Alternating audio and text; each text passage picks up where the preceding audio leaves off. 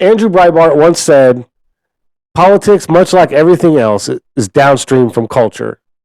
And the fight for culture in this country is the most crucial one we face today. And we're going to talk about it. I'm your host, Hyde. This is Hide and Seek Media. Hello, all you beautiful and amazing people. Thank you for tuning in and welcome to the show. If you're new to the channel, make sure you hit the subscribe button and the notification bell so you get notified anytime I drop a new video. The show is brought to you by the Hide and Seek Media Store. If you're like me and you like to spark a conversation or make a statement without saying too much, click the link down below. Check out all that cool merch I have to offer. And if you use code 1776, I'll give you 20% off your entire order. So, like I started out saying, Andrew Breitbart once said that politics is downstream from culture. And one of the people that used to work for Breitbart wrote this article about how politics really is downstream from culture and how it's important in the fight to keep America the land of the free, if you will. So as most of you guys know, right now, we are at a crucial time in this country's history. The fight for control over the country and the direction of the country is more challenging than ever. Not only do we have to worry about it in the political game, but we have to worry about it on the cultural front too, because that, my friends, is what controls politics. It controls everything. And if we don't start fighting back harder in the cultural war, we are going to lose.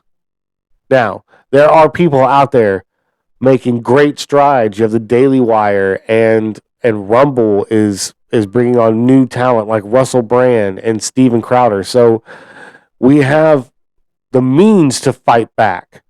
But now that we have the means, we need to have the guts to use it. And so what I wanted to talk about today was how everything in this country is downstream from culture, politics especially. And it's because we buried our heads in the sand, let the shaming of America's history silence millions of us until 2016. But I don't know if it was too late. I don't know if the damage had already been done in such a way that we may not be able to recover. Now, that's not to say that we shouldn't be fighting the fight, because we definitely should be fighting the fight, and we are making ground, and we are winning these small, battles. So there is a possibility for us to win the culture war. We just have to make sure that everybody fighting on the side of America and freedom and liberty need to be fighting the same fight. Not their own individual fight, but the same fight for the same thing. That's how we win, is by being cohesive in our fight in the culture war. We need to have that common ground where everyone stands on and says, I may see things a little bit different, but there's enough of this commonality between us that I can stand here next to you and fight. That's why we see people like Russell Brand and Steven Crowder going to Rumble, right? That's why we see Tim Pool creating a vast media group with new shows that are hitting on culture and bringing to light a lot of things that mainstream media won't. And that's how we win the culture war, is by exposing just how radical those leftist ideals are, and it gets people thinking again, right? That's one of the things that's missing the most in our culture is critical thinking, not being afraid to use your brain and just actually have your own opinion about a subject or a topic, even if you don't agree with anybody else. If maybe you have some crazy crackpot conspiracy theory, who cares? Have it. Have the gumption and the audacity and the bravado to believe in what you believe enough to speak it. That's how we win this. And look, I have some crazy, wild, crazy conspiracy theories. A lot of which I try not to put on YouTube anymore because I got a couple of strikes for them. And, I kind of want to keep my channel. And it's already hard enough getting subscribers and getting people to see my videos because I swear YouTube is shadow banning me. But anyways, so some of the more outlandish opinions or theories that I have on things, I put on locals. Now, some of it is behind a premium paywall, but it's only, $5 a month. And, not with your subscription, not only do you get access to all of that content, but you get access to exclusive content that I put up nowhere else, right? I make videos exclusively for locals for that purpose. And so, with your membership, you'll be helping support the channel and the work I do here and help us grow and move forward. I'm trying to build out a new show, and, with those subscriptions, that will help me, get to that point where I can get a co-host and get the new show rolling. And if you want to know about that new show, like I said, head on over to Locals and become a member. And if you head on over to Locals and use code ULTRAMAGA, ULTRAMAGA, you can get your first month completely free. So head on over to Locals and become a member today. But I want to talk about this article that was written by Lawrence Myers back in 2011. But it talks about how politics really is downstream from culture. Now, he says here, the first time I heard the phrase politics is downstream from culture, I had no idea what it meant. After figuring it out and explaining it to a few conservatives, they dismissed the concept. The truth, however, is that it may be one of the most important phrases in the new media age, and it's vital that people understand it. Now, I completely agree with almost everything in this first paragraph right here, right? It's 100% accurate. Now, I wanted to slide down here to where, he talks about popular culture. This popular culture is delivered to us in the form of story via books, TV, film, music, video games, and new media. Obviously, most of us are there to simply be entertained. However, along with that entertainment comes messaging. Now, mind you, this was written in 2011, right? So we're talking 12 years ago. It may be intentional. Oftentimes, it isn't, and the job of critics is to tease out unexpected thematics or commentary. So, however we view a piece of popular culture, we should ask what message it delivers. What values are espoused or rejected? What is the moral of the story? How did the characters change? What did they learn? What means did they use to their ends? Finally, how do we feel about the answers to these questions? Now, when I'm watching a new cartoon with my kid and I start to see messaging in there, we turn it off. If I don't agree with the kind of messaging that they're trying to put in these new cartoons and all of that, we don't watch it. Now, that's not to say that we don't, subscribe to those platforms, because yes, I am guilty of that, right? I have a Netflix subscription and we have a Disney Plus subscription, but I also have a toddler, and there are times when I need to keep the toddler entertained so I can, like cook lunch or clean the house or something. So, uh, it is important that we pay attention to the messaging in everything that we watch as entertainment, because you may understand how that message is bad, right? And not fall into that trap. But your 13-year-old kid, your 15-year-old kid, your 16-year-old kid, they may not understand that 100%. And they're getting it at school, and they're getting it throughout their social media, if you allow your kids to be on social media, and they're getting it from their friends. So it is very, very vital that us as parents, make sure that we are paying attention to popular culture and the messaging being put out in those shows and movies. Now, how does that relate to politics? Well, it goes on to say, politics, thus we come to politics, given the influence that story has on everyday lives, and that popular culture is barraging us with story on a regular basis. We must remain ever vigilant as to the messaging in those stories. Regardless of one's ideological, moral, ethical, or religious leanings, every person should be aware of the messaging of every piece of popular culture.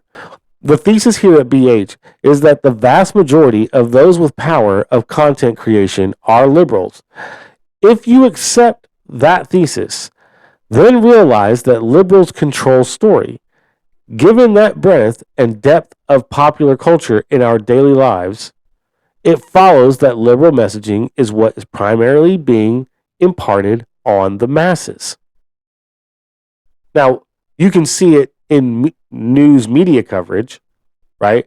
How you had one news organization, major, let's just say you had one corporate media organization that saw things in one light, and then you had 5 or 6 others that saw it in another light.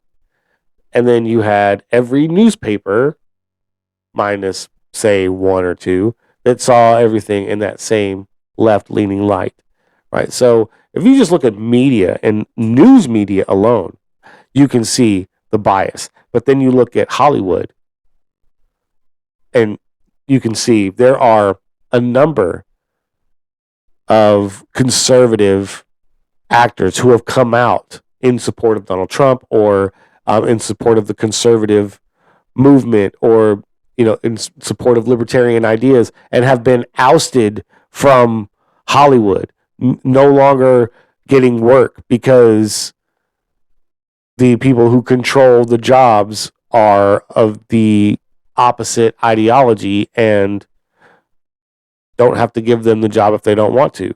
So a lot of conservative actors fell prey to these liberals, and that's how that's why we need to fight ever so hard in the culture war to make sure that the conservative, liberty-minded, American value voice is heard, right? That's why it's so important that we have people like Steven Crowder and Russell Brand on platforms like Rumble, right? Because it brings more notoriety to Rumble, right? There's this story I found here from Yahoo Finance, right? Steven Crowder joins Rumble exclusives. And it says here, he's going to do his daily show, and plus, I think a half hour for Mug Club extra on top of that, and then Change My Mind, and all the other stuff they do. It's all, it's all going to fall under that Rumble, exclusive now.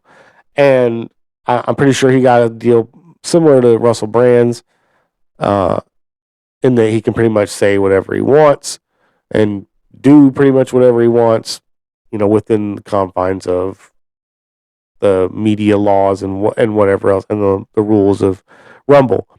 But I just thought that was interesting, right? That Crowder had a number of options, obviously, and he just chose to go to Rumble and take his stuff to that platform.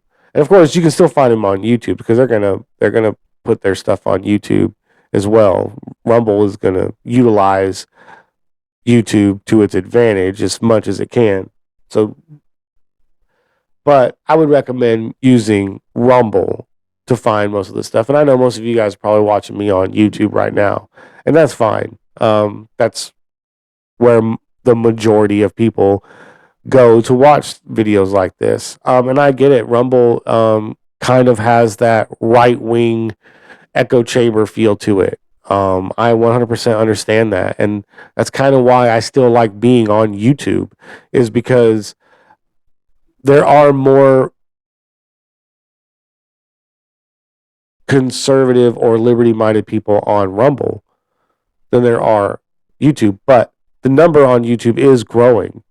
Our community here on YouTube is growing, even if it is ever so, you know, slowly, it is still growing.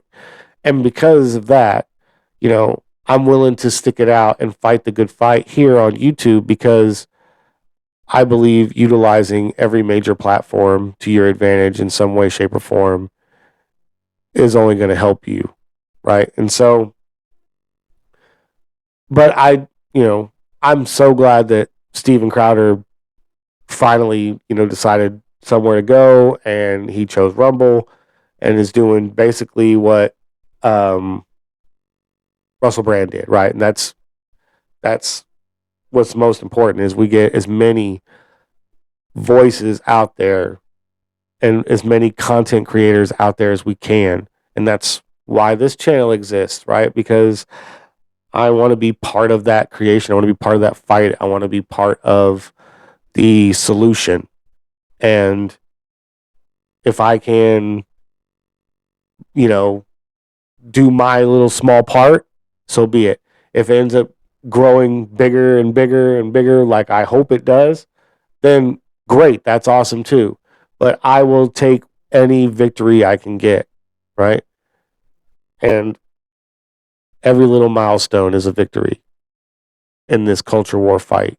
So that's why this channel exists. That's why I support people like Steven Crowder and the Daily Wire and Tim Pool, right? And there's this article here from the Daily Wire about Tim Pool, where it says Tim Pool dives into hot button issues with his new podcast, The Culture War. Now, I've watched a few of these episodes, and I'm going to be doing a review of the Culture War podcast exclusively for locals. So, like I said earlier, if you want to see that review and other stuff that I cannot put on YouTube, head on over to locals and become a member. Use code ULTRAMAGA to get your first month free. Now, what Tim is doing on the new Culture War, for a brief synopsis, right, is that it's a one-on-one conversation. They don't bring up news articles or anything like that.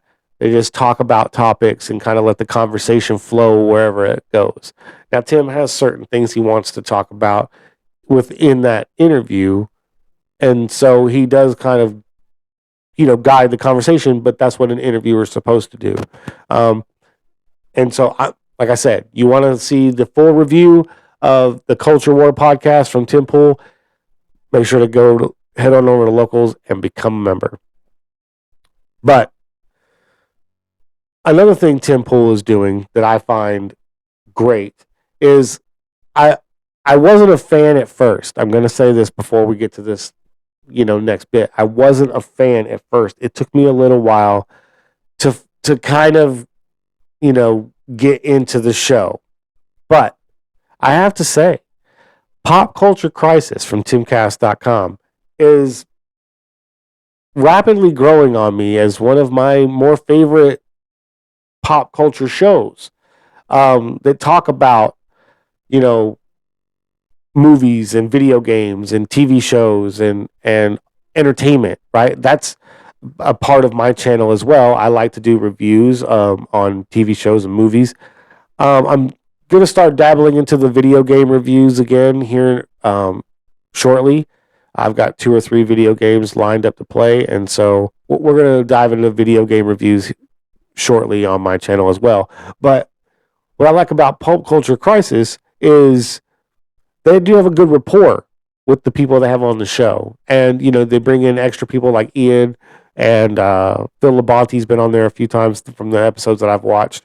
So I am definitely going to be diving into more episodes of the show. But early on, I wasn't a fan. But another thing that they're doing over at timcast.com that you may not know about, and if you're a creator like me, this is huge, right? So Tim is looking into providing some kind of grant or investment into cultural endeavors like shows and movies and documentaries and stuff like that, right?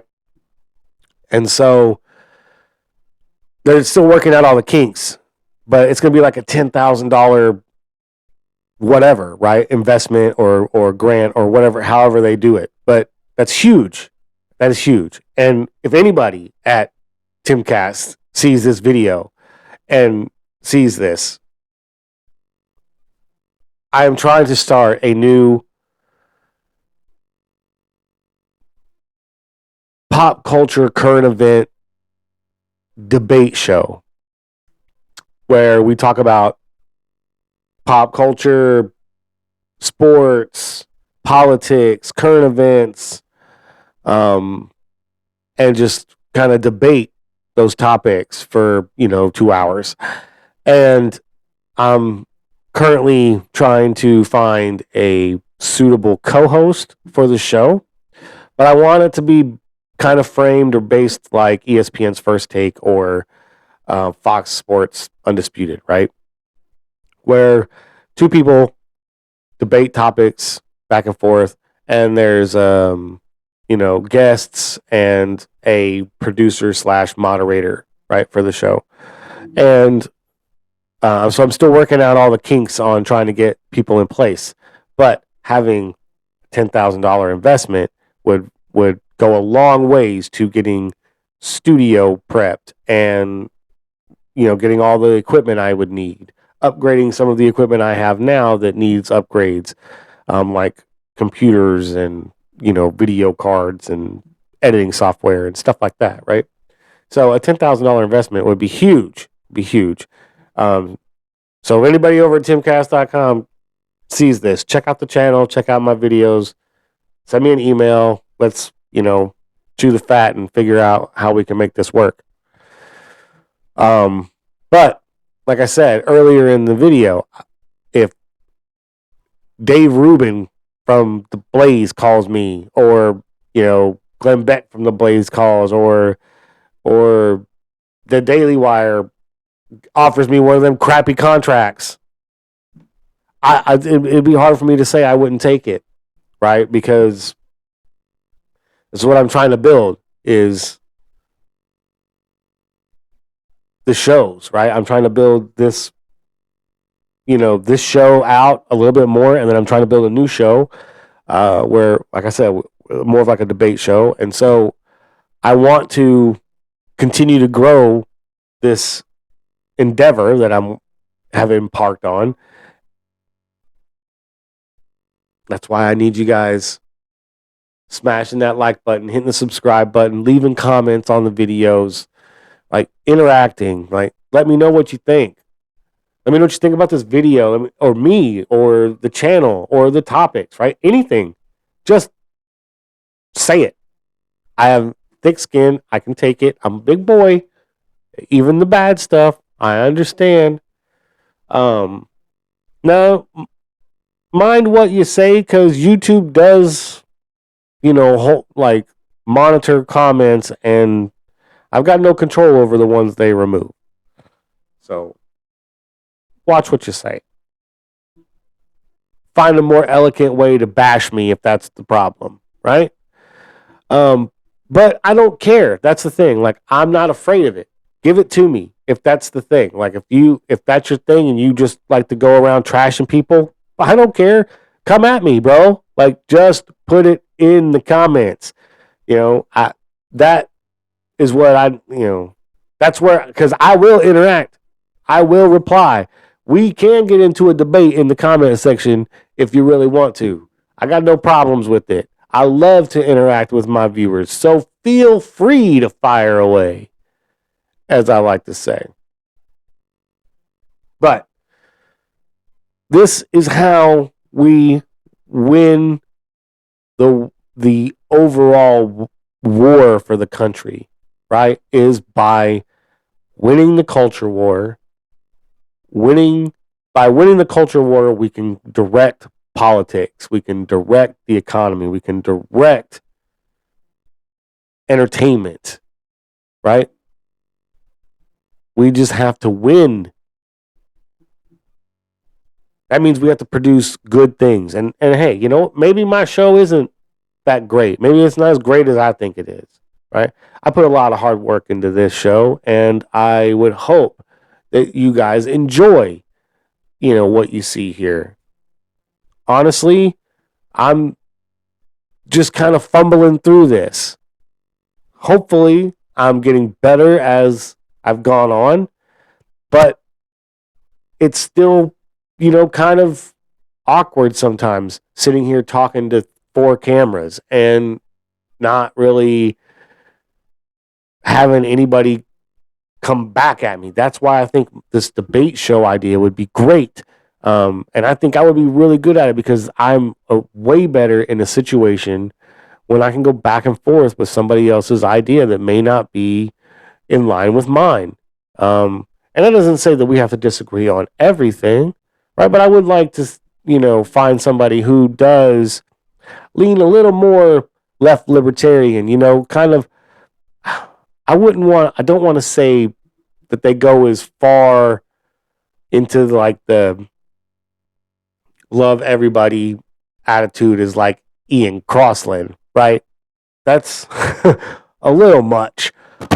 But, what's great about what Tim does with Ian is he brings other people into the show. It's not just him and Ian. That would be, my God, that would be rough after a few minutes. Like, if those two guys just sat there for 2 hours and debated stuff, wow, that would be hard to watch. Like, I would be impressed if Tim were able to keep his cool for 2 whole hours debating Ian Crossland on a wide variety of topics.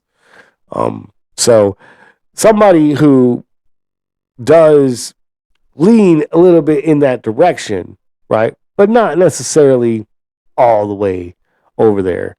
Because I don't want there to be animosity in the show, right? So there has to be somebody who can espouse their point of view, hear somebody else's point of view, and not get mad, right? At their point of view or why they don't understand your point of view. Now, I will be the first to say that if I firmly believe in something, I do get passionate about what I believe in. And sometimes I can get boisterous and a little short at times, but I will still hear you out. I will still try to understand your point of view and your position as best I can. But if I firmly am set in my beliefs, at the end of the day, I'm going to take it with a grain of salt. I'm just going to be honest. It would take a lot of good evidence to convince me to change my stance if I felt that firmly about it. But enough rambling about my hopes and dreams of hide and seek media. If you've made it to the end of the video, I appreciate you guys watching. It really does mean a lot that you've made it this far. If you haven't already, please hit that subscribe button and notification bell so you get notified anytime I drop a new video. If you like this content and you like the channel, smash that like button. Leave a comment down below. Let me know what you think about this video, the topic, the channel. Like I said, I love to engage with my viewers, so feel free to fire away. But really, the best thing you can do if you want to help my channel and you want to help me in my endeavor here is hit that share button and share this video on all social media platforms. Those interactions will show the algorithm that this video needs more impressions. And the more impressions we get, the more views I get, the more views, the more opportunities we get for more subscribers. So hit that share button and share this video. I appreciate everything you guys are doing, and I will catch you later. Peace.